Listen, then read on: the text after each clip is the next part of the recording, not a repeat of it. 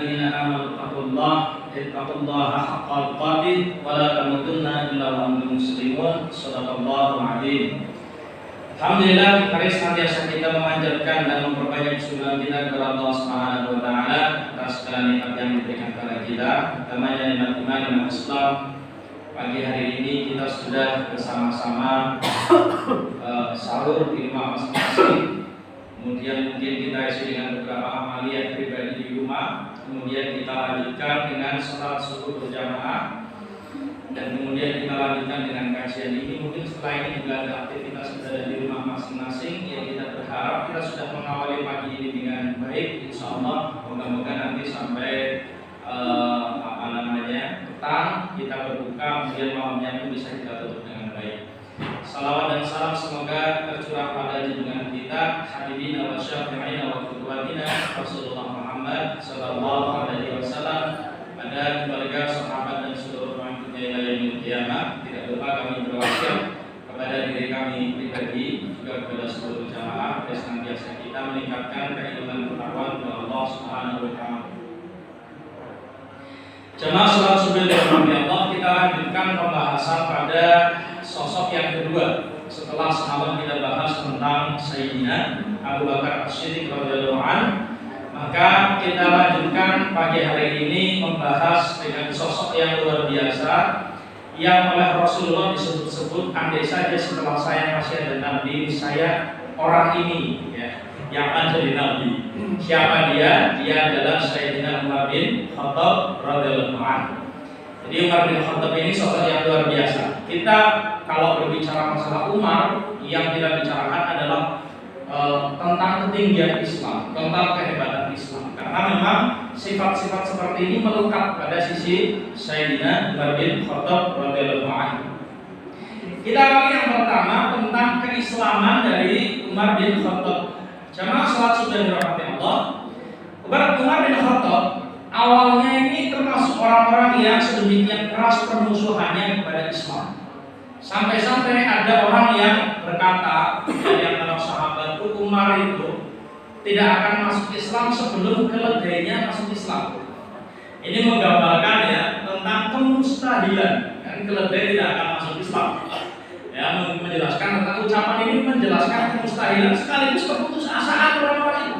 Orang-orang awal-awal mendengar ya bagaimana Umar ini masuk Islam, mereka banyak yang pesimis ya, Umar gak akan mungkin masuk Islam kecuali keledainya itu masuk Islam terlebih dahulu ya. Akan tetapi ternyata Rasulullah SAW itu melihat bahwa di balik permusuhan yang keras kepada Islam, Umar ini punya potensi satu jadi orang baik ya, dua jadi orang besar. Jadi meskipun saat itu Umar mengungsi Islam, tapi ternyata Nabi Muhammad SAW melihat bahwa Umar ini punya potensi jadi orang baik sekaligus punya potensi jadi orang besar. Karena itu beliau berdoa kepada Allah, Allahumma a'izal Islam, ya Allah muliakanlah Islam dengan satu di antara dua orang yang Kau cintai. Disebutkan namanya siapa? Satu Abu Jahal atau Amr bin Hisham, yang kedua Umar bin Khattab ya. Dan doanya Nabi ini agak aneh, kenapa? Dua-duanya memusuhi Islam. Baik Abu Jahal atau Amr bin Hisham maupun Umar bin Khattab, dua-duanya memusuhi Islam.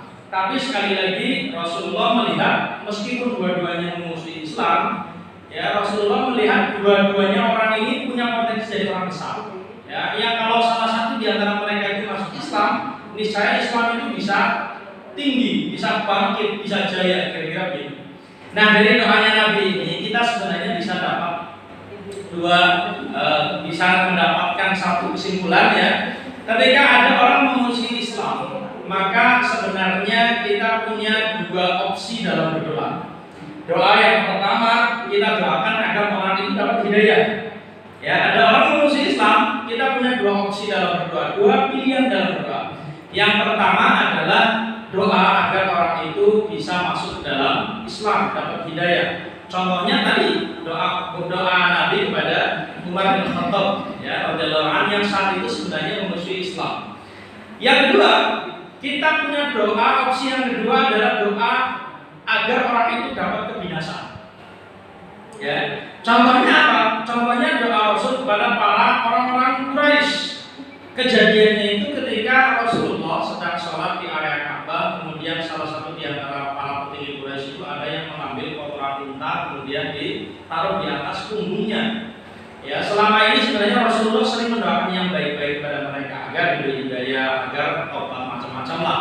Tapi ketika kejadian itu, setelah itu Rasulullah itu doanya jelek luar biasa, mendoakan kebinasaan satu persatu orangnya disebut.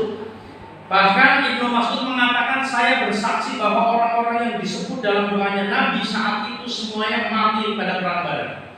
Ini ucapan dari Ibnu Mas'ud. Jadi sebenarnya kita punya dua pilihan. Satu mendoakan kebaikan agar dapat hidayah, satu mendoakan kejelekan agar mereka binasa. Jadi mau yang pertama maupun yang kedua sama-sama ada contohnya dari Rasulullah SAW. Kembali bersama bahwa Umar bin Khattab saat itu sangat memusuhi Islam, tapi kemudian didoakan oleh Nabi. Saat itu doanya pilihan ya, antara Amr bin Hisham atau Abu Jahal atau Umar bin Khattab. Ternyata dengan masuk Islamnya Umar berarti Allah cinta kepada Umar bin Khattab, karena doanya Nabi demikian. Salah satu di antara dua orang yang engkau cintai. Bagaimana proses masuk Islamnya Umar bin Khattab? Saat itu malam itu Umar itu ceritanya lagi marah luar biasa karena melihat bahwa kaumnya ini dipecah belah Tuhan mereka oleh Muhammad. Kemudian Tuhan mereka dicaci maki apa segala macam. Kemudian malam itu mencari Muhammad, dia mau apa, mau dibunuh. Kemudian di tengah jalan ketemu ada orang, mau kemana? Mau cari Muhammad, mau saya bunuh. Kemudian setelah itu kenapa? Ya karena Muhammad tuh begini. Terus kemudian kenapa kamu mencari Muhammad? Di antara saudarimu itu ada yang sudah mengikuti Muhammad. Ucapan dari orang itu. Ketika mendengar seperti itu, maka dia marah kepada saudarinya yang dimaksud, Fatimah kalau nggak salah ya. Dan kemudian dia mencari di rumahnya. Ketika tahu bahwa yang datang itu adalah Umar bin Khattab, ketakutan. Terus akhirnya apa? Dibukakan dan kemudian dipukul ya pada perempuan. Marahnya sedang dalam puncak-puncaknya. Ternyata kemudian perempuan itu jadi tegar. Ya, terus kemudian dia meskipun dipukul dia tidak menunjukkan kelemahan, meskipun nggak bisa balas juga. Dan kemudian ketika kemarahan Umar sudah mereda, dia merasa menyesal, mungkin nuraninya kembali. Dan ketika saat itu melihat, ya di situ ada tulisan apa ini? Ya, terus kemudian ini Al-Quran, engkau tidak boleh pegang karena engkau najis. Lalu kalau saya ingin baca bagaimana? Engkau mandi dulu. Nih, peristiwa percakapannya saat itu. Kemudian Umar bin Khattab mandi. Kemudian setelah itu baru boleh pegang tulisan. Tulisannya ternyata adalah Al-Quran surat yang 20, Toha. Surat Toha. Kemudian setelah dibaca Umar bin Khattab wallahualam Islam, mungkin hidayah itu masuk ya. Sebagaimana orang-orang Arab pada umumnya kalau mendengar Quran, mereka sebenarnya tahu ini bukan ucapan manusia. Tetapi ada di antara mereka yang kemudian terus berupaya mengambil hidayah, ada di antara mereka yang menolak. Umar bin Khattab saat itu kemudian hidayah itu masuk dan dia menerimanya. Kemudian setelah itu beliau mencari Muhammad dengan maksud yang berbeda. Awalnya mencari Muhammad dengan tujuan mau membunuh, kali ini mau mencari Muhammad dengan tujuan untuk ikrar syahadat. Ketemu di rumahnya Arqam bin Abil Arqam, dan kemudian di sana Umar bin Khattab mengucapkan syahadat, masuk Islam. Jadi ini juga menunjukkan ya Umar bin Khattab ini di antara sedikit orang Arab yang bisa baca tulis. Ya, orang Arab yang bisa baca tulis. Ada tulisan dia ingin baca. Dan ini luar biasa sekali ya, karena minat bacanya tinggi. Bayangkan orang lagi marah lihat tulisan ingin baca. Kita ini kalau lagi marah lihat buku, lihat orang nggak ingin baca apa. Ya, tapi Umar bin Khattab lagi marah luar biasa. Ya, terus kemudian saat marahnya mendadak ada tulisan pengen baca. Ya, sekali lagi kalau kejadian seperti ini terjadi pada kita, kan kita di rumah ada banyak ya bacaan, ada buku, ada Quran, ada surat kabar, majalah apa segala macam. Mungkin di dalam bacaan itu juga ada ilmu, tapi kita nggak pengen baca apa. Ya. Jadi bahkan kalau perlu mandi dulu ya dilakoni oleh Umar bin Khattab. Ya, jadi ini juga menunjukkan betapa beliau seorang pembelajar. Ini tentang masuk Islamnya Umar bin Khattab radhiyallahu anhu. Yang kedua, tentang gelarnya Umar. Umar itu punya dua gelar yang mungkin sangat melekat secara identik pada diri Sayyidina Umar bin Khattab radhiyallahu anhu. Yang pertama Al-Faruq. Al-Faruq ya, pembeda. Jadi kita kalau mendengar nama Al-Faruq, siapa yang dimaksud? Itu adalah Umar bin Khattab. Kadang-kadang disebut Umar Al-Faruq. Kenapa kemudian dia dapat gelar Al-Faruq? Ya. Karena memang dia itu pembeda. Ibnu Mas'ud mengatakan bahwa setelah Umar masuk Islam, kita umat Islam itu punya izah, punya harga diri. Dulu sebelum Umar masuk Islam, kita nggak berani sholat terang-terangan. Kalau mau sholat itu sembunyi-sembunyi, di lorong-lorong, karena di rumah yang jauh terpencil supaya tidak ketahuan orang-orang Quraisy. Tapi setelah Umar bin Khattab masuk Islam, kita yang sebenarnya adalah orang-orang kecil, ya, orang miskin, orang pinggiran itu berani sholat terang-terangan. Berani sholat terang-terangan. Kenapa? Karena kalau ada apa-apa nanti dibela sama Umar. Kemudian mengatakan lagi itu masuk. Dulu kita kalau disakiti nggak berani balas, ya, dipukul, dianiaya, diapa itu nggak berani balas. Tapi setelah Umar masuk Islam, kita kalau dipukul, dianiaya itu berani balas. Kalau mereka balas lagi bagaimana? Mereka akan dicari oleh Umar. Ya, jadi kenapa teman-teman kemudian Umar bin Khattab disebut Al-Faruq pembeda? Dia membedakan antara umat Islam sebelum dia masuk Islam dengan sudah masuk Islam. Umat Islam jadi punya izzah, punya harga diri, punya kemuliaan. Yang kedua, gelar beliau yang sangat lengkap adalah Amirul Mukminin, pemimpin bagi orang-orang beriman. Jadi kalau semalam kita bahas Abu Bakar As-Siddiq itu beliau adalah khalifah Rasulullah, maka gelar yang sangat lengkap dengan Umar itu bukan khalifah, ya, tapi Amirul Mukminin. Karena kejadiannya saat itu ada orang sedang mencari Amirul Mukminin. Siapa pemimpin di kalangan orang-orang beriman? Kemudian yang dimaksud adalah pemimpin utamanya khalifah. Kemudian mereka mengatakan Umar bin Khattab. Gara-gara kejadian itu maka ucapan-ucapan istilah Amirul Mukminin itu mulai dipakai dan sangat lekat pada pribadi Umar bin Khattab radhiyallahu anhu. Meskipun mungkin sama ya, khalifah, Amirul Mukminin, imam. Kalau imam itu pada Ali bin Abi Thalib. Meskipun sebenarnya sama ya. Pada periode berikutnya Amirul Mukminin dipakai dalam bidang yang lain, bukan hanya pada pemimpin umat Islam secara keseluruhan. Misalnya dalam hadis ada Amirul Mukminin fi hadis. Ini adalah pemimpin orang-orang mukmin dalam urusan hadis ya. Syekh siapa, ulama siapa kami ada. Ini tentang dua gelar. Dua gelar yang melekat pada pribadi Umar bin Khattab radhiyallahu anhu. Yang ketiga, tentang sosok dari Sayyidina Umar bin Khattab radhiyallahu anhu, tentang kiprahnya, tentang kontribusinya, tentang perjuangannya.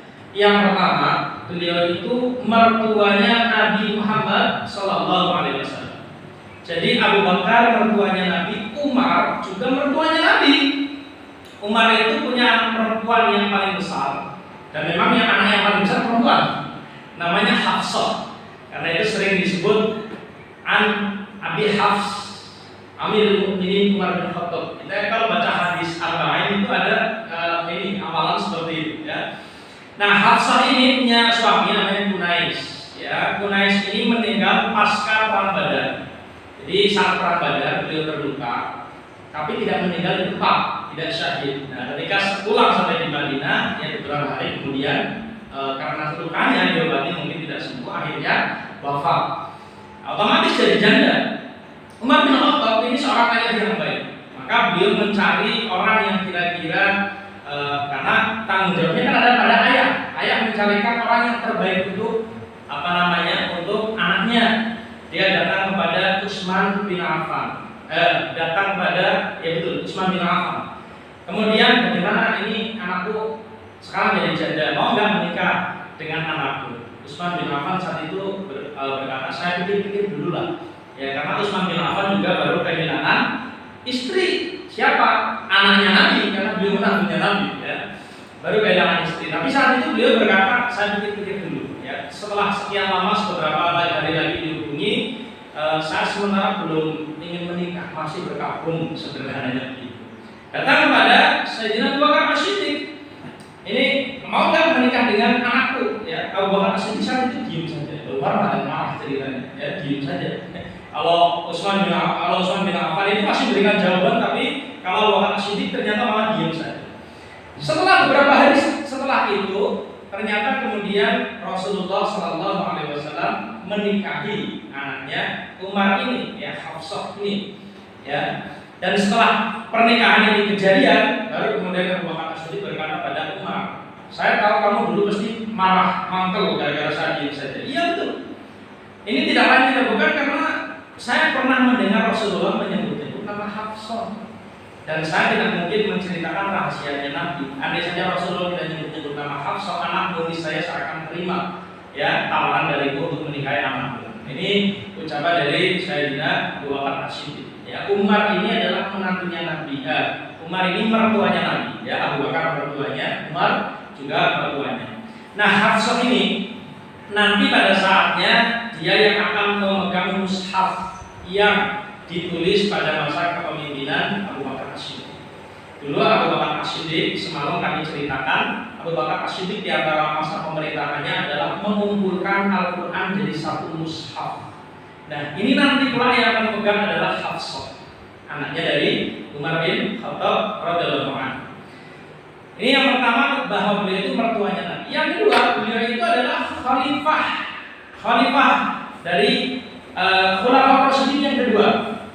Hanya cara pengangkatannya sebagai khalifah berbeda. Kalau dulu Rasulullah wafat itu tidak meninggalkan wasiat apapun. Pokoknya masalah kepemimpinan terserah umat Islam, ya kira-kira begitu. Tetapi Sayyidina Abu Bakar As-Siddiq, ya beliau ketika wafat berwasiat menunjuk Umar bin Khattab untuk jadi pemimpin penggantinya. Ya, jadi Umar bin Khattab ini mendapatkan amanah sebagai khalifah, sebagai pemimpin, sebagai Amirul Mukminin berdasarkan wasiat, berdasarkan penunjukan. Ya, kalau di lelang itu ada penunjukan langsung. Ya, penunjukan dari Abu Bakar As-Siddiq. Nah, apakah penunjukan dari Abu Bakar As-Siddiq ini bermakna KKN? Ya, nepotisme? Sama sekali tidak. Kenapa? Karena antara Abu Bakar dengan Umar ini tidak ada hubungan saudara. Tidak ada hubungan saudara sama sekali. Bahkan Bani pun tidak sama sekali, ya. Jadi tidak ada hubungan. Abu Bakar As-Siddiq berwasiat agar nanti penggantinya adalah Umar semata-mata karena melihat bahwa dia adalah orang yang terbaik. Apakah umat Islam dilibatkan sebenarnya, dimintai pertimbangan sebenarnya? Ya, tokoh-tokoh umat Islam yang senior, kibarus sahabat oleh Abu Bakar As-Siddiq itu diajak bicara. Tetapi memang saat itu yang dilakukan oleh Abu Bakar As-Siddiq ini bukan pertanyaan yang terbuka. Bukan pertanyaan kira-kira setelah nanti saya wafat yang jadi pengganti itu siapa ya? Bukan seperti itu pertanyaannya. Tapi pertanyaannya sudah menjurus. Menurutmu Umar itu kira-kira gimana? Ya, jadi pertanyaannya sudah menjurus. Menurutmu Umar gimana? Menurutmu Umar kayak apa? Umar gimana? Nah, ini pertanyaan dari Abu Bakar As-Siddiq dalam rangka mengambil masukan-masukan. Orang-orang ketika ditanya seperti itu sudah tahu, oh ini Abu Bakar punya jago. Abu Bakar punya nominasi tentang orang yang Abu Bakar sudah punya pilihan kira-kira siapa yang akan dituju jadi penggantinya. Karena pertanyaannya sudah menukik Umar bagaimana? Menurutmu Umar bagaimana? Ya. Nah, orang-orang ketika ditanya seperti itu jawabannya rata-rata positif. Umar itu orang hebat. Nggak ada yang seperti Umar. Umar itu orang yang sesuatu yang tidak kita ketahui tentang dia, rahasia dia, amalnya dia jauh lebih baik ketimbang sesuatu yang kita ketahui tentang dia.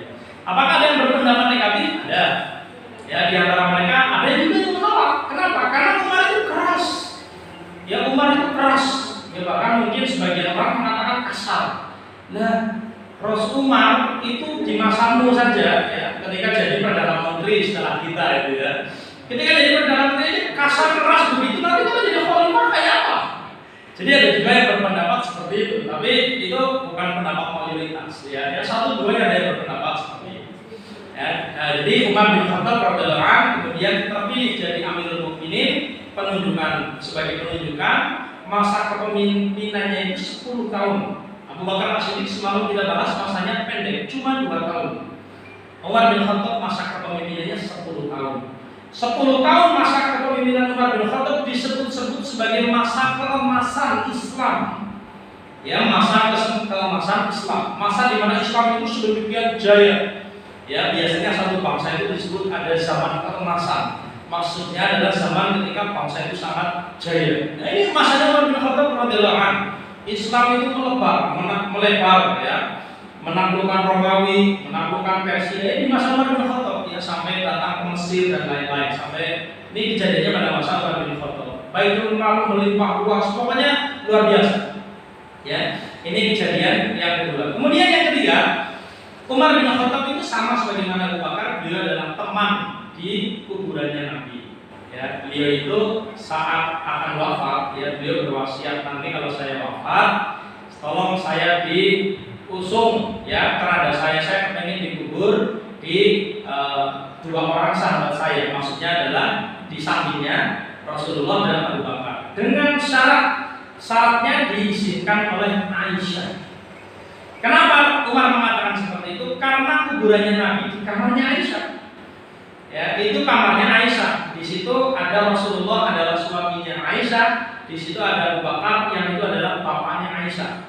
Lah Umar kan tidak ada hubungan apa-apa dengan Aisyah. Ya, maka beliau datang, keranda saya dibawa, minta izin kepada Aisyah. Kalau diizinkan saya ingin dikubur di situ. Kalau tidak saya dikubur di Baqi, pemakaman umum kaum muslimin. Aisyah saat itu, ya, ketika datang sebenarnya dia berkata saya pengen satu lagi buat saya sebenarnya. Tapi ini yang katakan adalah Umar bin Khattab. Kemudian silakan. Ya akhirnya dikuburkan di situ. Jadi Umar bin Khattab ini sama sebagaimana Abu Bakar, ya beliau itu adalah teman di kuburannya Nabi. Karena itu kalau kita haji, harus kan selain Mekah juga ke Madinah, ya. Di sana kita akan berziarah, ya. Kita diperintahkan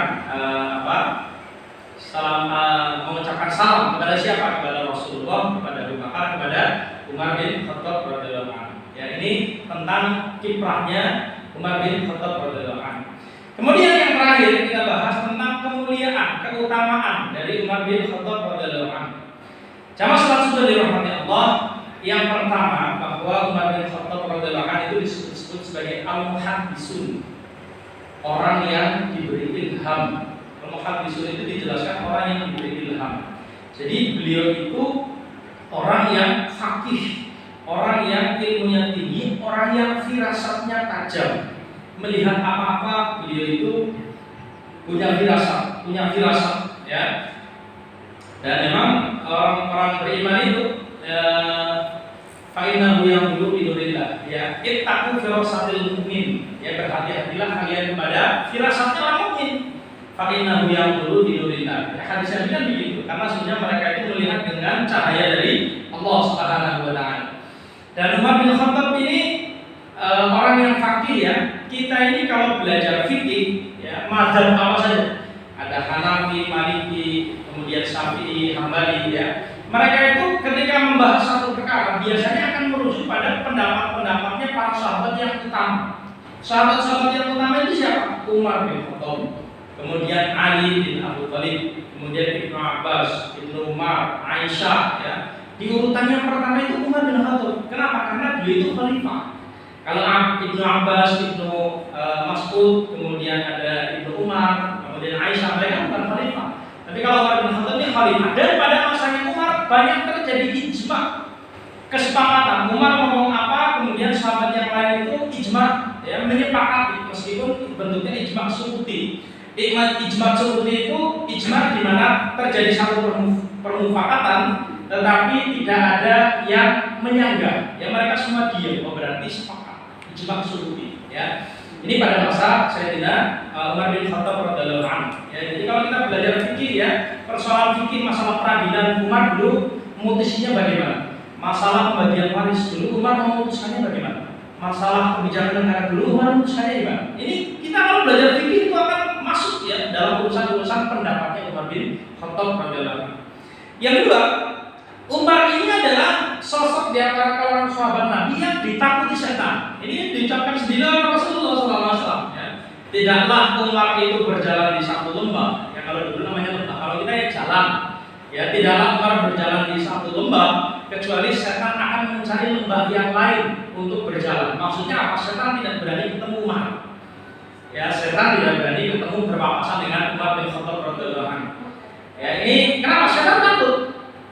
Kalau kita ya banyak, ya kalau kita tidak mau ketemu orang kita ada masalah, mungkin kita ada utang, mungkin kita ada apa gitu ya, tidak mau ketemu orang. Tapi kalau pada masa Umar, setan nggak berani ketemu Umar, maka dia takut. Karena Umar ini orangnya tegas ya. Allah Subhanahu Wa Taala menjadikan lisannya Umar itu penuh dengan kebenaran. Yang ketiga adalah sahabat sudah dirahmati Allah. Kalau kita berbicara masalah Umar, di antara keutamaan Umar itu pada karomah. Ya, biasanya kita kalau ngomong karomah itu wali ya. Tapi Umar bin Khattab itu banyak sekali karomahnya. Kalau sahabat secara umum ya, di antara mereka ada bisa disebutkan karomahnya mereka. Tapi kalau Umar ini banyak. Ambil contoh misalnya beliau pernah kirim surat kepada Sungai Nil. Bayangkan Sungai Nil, kirim surat kepada Sungai Nil. Saat itu kejadian pada di Sungai Nil ya, di Mesir itu dipimpin oleh Amr bin As. Sungai Nil ini tidak muncul airnya sama sekali, kering. Kemudian orang-orang saat itu lapor kepada Amr bin As yang merupakan gubernur yang ditunjuk oleh Umar. Dulu kalau ada kejadian begini, kita ini akan mencari seorang gadis paling cantik. Gadis itu akan kita dandani, pokoknya hebat ya, bagus ya, rupawan, sangat cantik. Kemudian kita lempar ke dalamnya. Kita lempar ke dalamnya, dia mati, terus kemudian besoknya nanti Sungai Nil akan mengalir lagi airnya. Ibaratnya Sungai Nil tidak buat airnya itu butuh tumbal kalau istilah kita. Ya, pengen ada tumbal manusia. Ketika mendengar seperti ini, Amr bin As kirim surat karena saat itu belum ada HP, ya, belum bisa WA, ya, maka beliau kirim surat ya kepada Amirul Mukminin Umar bin Khattab di Madinah. Kirim utusan, terus kemudian setelah dibaca surat itu sampai Madinah, kemudian Umar bin Khattab ini nulis surat balasan. Kemudian beliau berkata, ini tolong sampaikan kepada Amr bin As surat ini untuk dilempar ke Sungai Nil. Sampai di Mesir, ya, ini ucapannya Amirul Mukminin begini, suratnya suruh dilempar di Sungai Nil. Kemudian Amr bin As itu datang ke Sungai Nil, dia rupanya itu penasaran, apa ini isinya? Raja atau apa? atau raja atau apa? Dibuka juga. Ya, terus kemudian ternyata isinya surat. Jadi Umar itu menyurati Sungai Nil. Ya, kita ini kalau ada apa-apa kadang-kadang menyurati apa ya? Kan menyurati orang ya. Tapi kalau Umar menyurati Sungai Nil, ya, mungkin kita kadang-kadang perlu dipraktekkan juga ya. Misalnya ada kejadian apa di situ, mungkin ada perkara yang menurut kita itu nggak benar ini, ada pohon keramat atau apa gitu ya. Surati saja. Ya, karena dulu pernah menyurati Sungai Nil. Apa isi suratnya? Dari Amirul Mukminin Umar bin Khattab kepada Sungai Nil. Kalau kamu mengalir karena Allah, maka mengalirlah airmu. Tapi kalau kamu mengalir bukan karena Allah, silakan tahan sesukamu. Ini ucapan Sungai apa? Tulisannya Umar, suratnya Umar pada Sungai Nil. Kemudian, ternyata setelah dibacakan, Amr bin As penasaran isinya apa? Raja atau doa atau apa ya? Kemudian dilempar. Esok harinya tidak pakai lama, airnya mengalir normal. Ini contoh di antara karomahnya Umar bin Khattab. Ini Umar bin Khattab karomahnya banyak sekali. Ya, misalnya kejadian lagi ketika sedang khutbah Jumat. Seperti ini sedang khutbah Jumat, tiba-tiba Umar berkata tentang pasukannya yang saat itu sedang berada di di Persia, untuk segera lari ke gunung. Jamaah kaget semua, dapat tiba-tiba Umar begitu. Lari ke gunung. Ya. Terus kemudian saat itu jamaah pada bingung apa ini ya. Terus kemudian beberapa waktu setelah itu datang utusan yang mereka pasukan itu seolah-olah mendengar suara Umar bin Khattab radhiyallahu anhu memerintahkan lari ke gunung. Akhirnya mereka lari ke gunung dan mereka selamat. Jadi ini Umar bin Khattab itu punya karomah. Ini mungkin sama sebagaimana Rasulullah dulu pernah diperlihatkan Baitul Maqdis. Ya. Rasulullah pernah diperlihatkan Baitul Maqdis. Ya. Saat apa? Saat orang-orang mendustakan peristiwa Isra Mi'raj. Kalau benar kamu ke Palestina, Baitul Maqdis, coba ceritakan. Nah, Rasulullah saat itu kan tidak ingat, ya, karena kejadiannya singkat. Kemudian oleh Allah Subhanahu Wa Taala diperlihatkan ini Baitul Maqdis ini. Kemudian diceritakan. Ya, ini mukjizat pada diri Rasul. Kalau terjadi pada selain Rasul, orang-orang soleh namanya karomah. Banyak ya cerita-cerita tentang karomahnya Baitul Maqdis. Ini yang sedikit ini moga-moga bisa membuat kita semakin kenal dengan Umar bin Khattab radhiyallahu anhu. Beliau sosok yang mulia, sosok yang hebat dan layak untuk kita jadikan panutan, layak untuk kita teladani. Moga-moga bermanfaat. Ada kurang lebihnya mohon maaf. Billahi taufiq wal hidayah. Assalamualaikum warahmatullahi wabarakatuh.